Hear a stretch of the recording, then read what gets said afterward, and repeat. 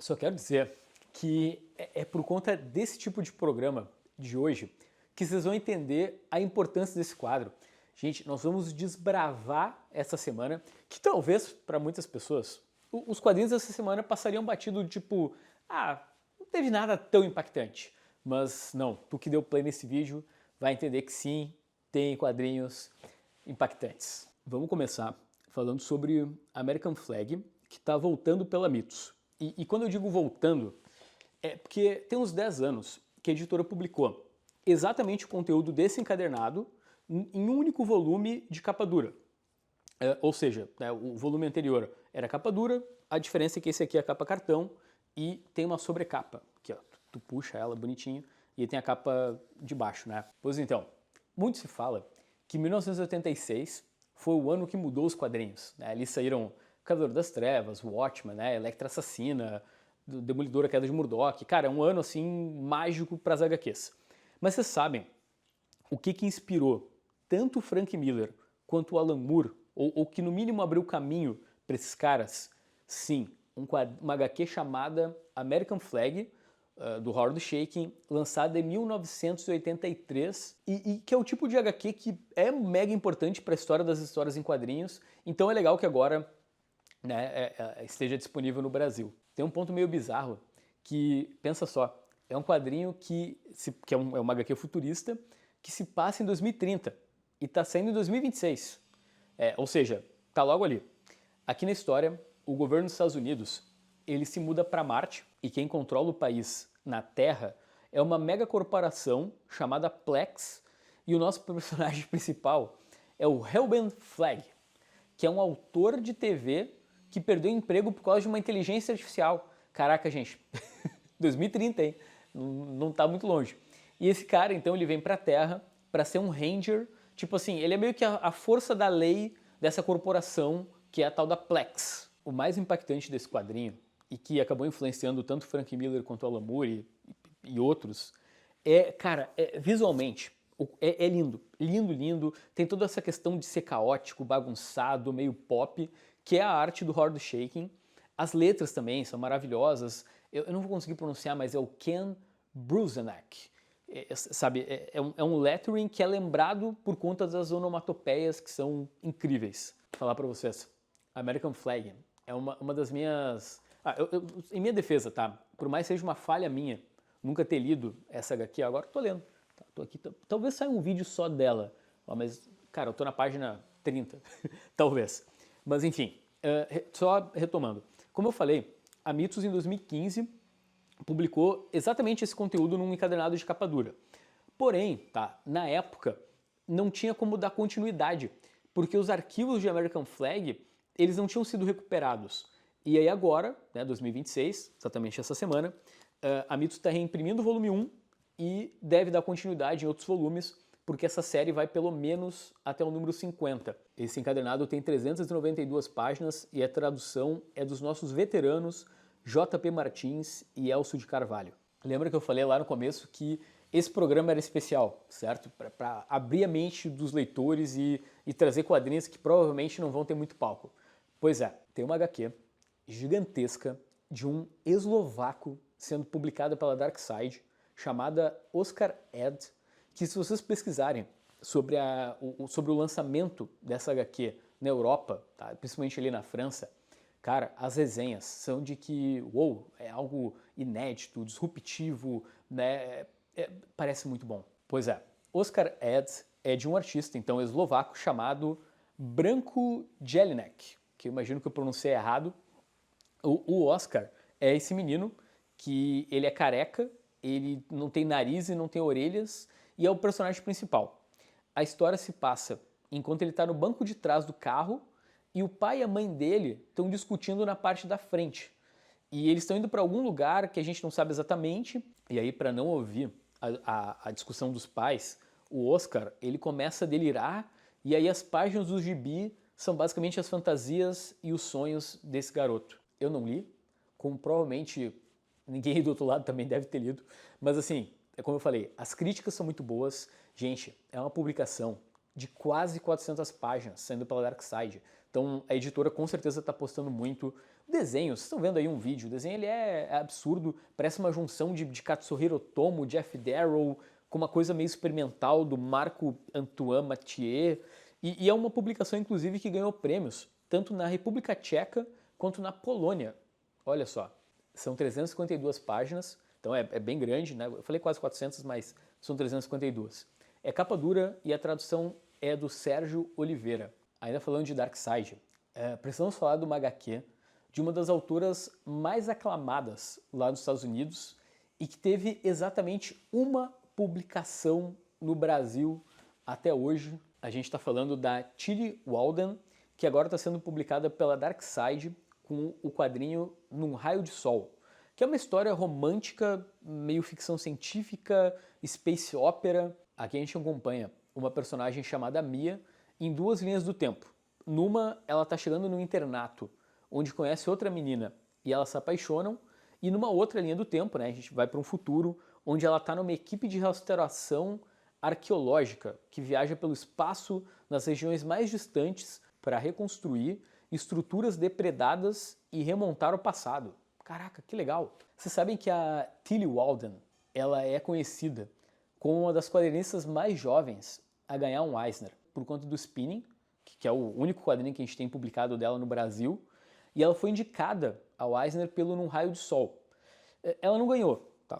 O Eisner ela não ganhou por conta dessa obra, mas ela ganhou o prêmio de Graphic Novel do ano do jornal Los Angeles Times, quando ela tinha 22 anos de idade. Meu Deus! Agora eu te pergunto, quantos prêmios tu tinha ganho aos 22 anos de idade? Aos 22 eu estava preocupado se eu ia conseguir um emprego para dar aula de matemática. No Raio de Sol tem 544 páginas, então é mais um tijolo da Darkseid.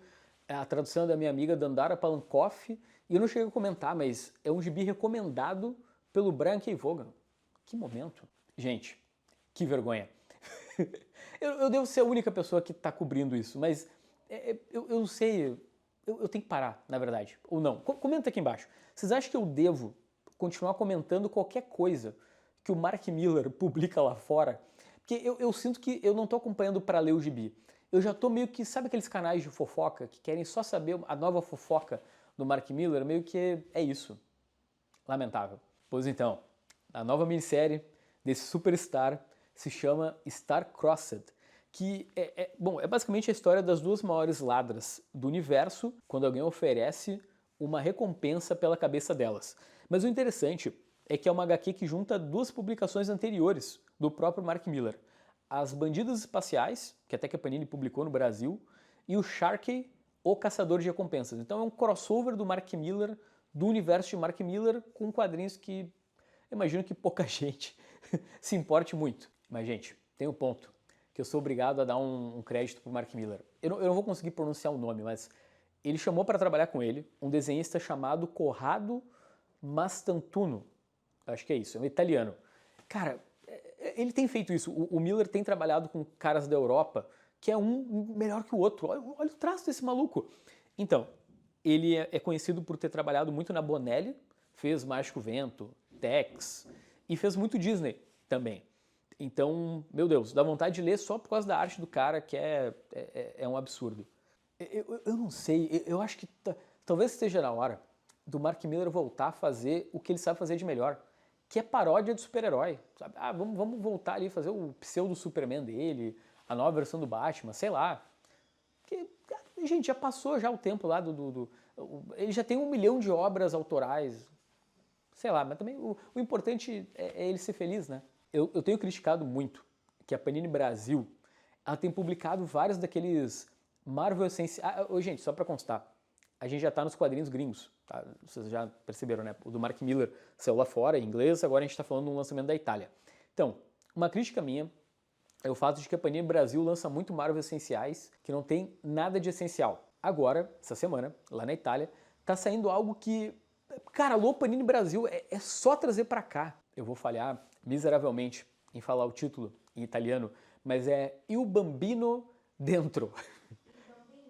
Como é que é? Se eu mexer a mão, ajuda, amor? A gente está falando aqui de um clássico do Homem-Aranha, que pelo que eu me lembro, no Brasil é A Criança Dentro de Nós. Foi assim que saiu pela Abril. E é um quadrinho do J.M.D. Matteis com o Sal Buscema, né? A gente pede já há muito tempo, né? Não só a gente, né? Na verdade o planeta inteiro estava pedindo há algum tempo essas histórias reimpressas. Isso tem acontecido, né? Tanto nos Estados Unidos quanto na Europa. As editoras estão trazendo de volta o Homem-Aranha dessa dupla. E aí o que a Panini Itália resolveu fazer? Ela pegou a melhor parte né, desse período e publicou no único encadernado de 256 páginas. Meu Deus do céu! Para quem não lembra, essas histórias são a sequência do período do Harry Osborn como Duende Verde. Cara, e é lindo. Lindo, poético, trágico. Cara, é maravilhoso. Esse é um momento de ficar apavorado com o luxo lindo e absurdo que tem lá fora, sabendo que acho que isso vai demorar para sair no Brasil. Mas eu já vou explicar. Então, gente, essa semana está saindo a tão aguardada nova edição da Crise nas Infinitas Terras. Gente, vocês não estão entendendo. Primeiro, o quadrinho é lindo, lindo. Se tudo correu bem, vocês estão vendo um vídeo. Cara, a edição é absurdo. O projeto gráfico é incrível, incrível. Mas assim, o que realmente importa aqui? Né? Por conta da Crise estar completando aí 41 anos, a DC, ela remasterizou tudo. Ou seja, eles foram atrás dos originais do Jorge Pérez com o Jerry Ordway e reescanearam para trazer uma nova edição da Crise com detalhes que a gente nunca viu no desenho antes. Outro ponto legal é que os caras foram lá e eles pegaram aquela capa do Jorge Pérez dos anos 90, né, que tem a pintura do Alex Ross, e pediram para o Jerry Ordway arte finalizar com as cores do José Villarrubra. E aí ficou com muito mais cara de clássico da DC. Gente, é lindo, lindo, lindo, lindo. Os caras refizeram a capa e ficou mais legal. Tem uma luva, como toda edição absoluta, sendo que o primeiro livro é toda a Crise e mais a história do universo DC. Aquela clássica lá do Marvel Wolfman com Jorge Pérez. O outro livro, tá, que tem dentro do box, são 250 páginas com bastidores, sketches, matérias de revistas, cara, material extra da Crise. Como eu falei antes, eu imagino que a Panini não vai publicar isso no Brasil tão cedo. Por quê? Porque a própria editora já está lançando uma coleção em 14 volumes da Crise. A parte positiva, tá? Vocês sabem que o 14º volume dessa coleção são bastidores. Então eu imagino que os extras da edição que está saindo na gringa essa semana vão estar na nossa coleção em 14 volumes. Vamos começar as rapidinhas nacionais com Ultimate Homem-Aranha volume 3, está no penúltimo volume. Demolidor, do Bendis, esse eu já tenho um vídeo aqui no canal, né? Inclusive o vídeo está bombando, tá saindo o volume 1 pela Panini. Alien volume 3, que é bem legal, tá? Eu já li. Invencível volume 15, finalmente, ó, a gente passa a série de TV. Spawn Origins volume 22, tem o excelente Capitão América e Vingadores volume 2, tem Demolidor edição definitiva 6, Aves de Rapina número 3, Venom número 8, a Saga do Homem-Aranha edição 14, finalmente, ó, depois de acho que um ano até de atraso, Sociedade da Justiça, a Nova Era de Ouro volume 2, Liga da Justiça Internacional chega no volume 5, Darth Maul, preto, branco e vermelho, com essa capa linda do Alex Malivio, a Saga do Batman chega no volume 4, pela Suma. Tá saindo o último volume do Heartstopper, que é um lançamento simultâneo, Brasil, Estados Unidos e Inglaterra, veja só. Pela Comic Zone tem o Frontier, que é um sci-fi ecológico. Pela Darkseid, cara, Darkseid tem muito gibi ao mesmo tempo. Vamos lá. Tem a Odisseia, né, justamente pegando a carona aí do filme do Christopher Nolan. Tem Shigahime, volume 2. Tem o Pesadelos Completos, do Hideshi Hino. E também uma adaptação em BD de O Maravilhoso Mágico de Oz. Aí nas rapidinhas gringas. Tem Omnibus, do Justiceiro com Nick Fury, veja só. Garfienes e coleguinhas, né, juntando aí os dois personagens. Tá saindo o encadernado do Hulk Smash Everything, que é uma minissérie do Ryan North, que eu espero que saia no Brasil logo, porque, cara, o Ryan North manda muito bem. Aí, ao mesmo tempo, tá saindo lá fora, a Titan tá publicando a Espada Selvagem de Conan em edições coloridas. Cara, que legal, eu digo a Espada Selvagem clássica. Ó, o nosso querido Daniel Warren Johnson tá publicando, agora o contrário, né? Em vez de lançar um gibi colorido, ele tá lançando o Power Bomb em preto e branco. Cara, esse gibi eu amo, amo, amo. E eu não podia deixar de falar do Absolute Batman, né? Tem mais uma edição aí saindo na gringa. a edição número 22. Aí, para terminar, olha só, o Scott Snyder está fazendo algo que não é o Absolute Batman. Veja só, é o White Bolt com o Francesco Francaviglia, né, eles já são parceiros de longa data, e é uma HQ que sai pela Distillery. E essa semana está saindo exatamente a última edição. Eu falei no começo, esse vídeo estava muito legal, esse vídeo ia te adicionar enquanto ser humano, e aí tu saiu daqui uma pessoa evoluída. Que legal, parabéns, parabéns pelo novo estágio que você adquiriu. Tu clicou no like, isso ajuda muito. Quem ficou até a última parte, comenta aqui embaixo, de repente, melhor. Em vez de todo mundo comentar a mesma coisa, falando sério, pode digitar sim ou não. Tu ainda se interessa pela novela da vida de Mark Millar que eu estou apresentando aqui? Eu devo continuar cobrindo os lançamentos desse autor aí tão prolífico, que foi tão impactante? Comenta aqui embaixo e até o próximo vídeo, tá? Tchau, tchau.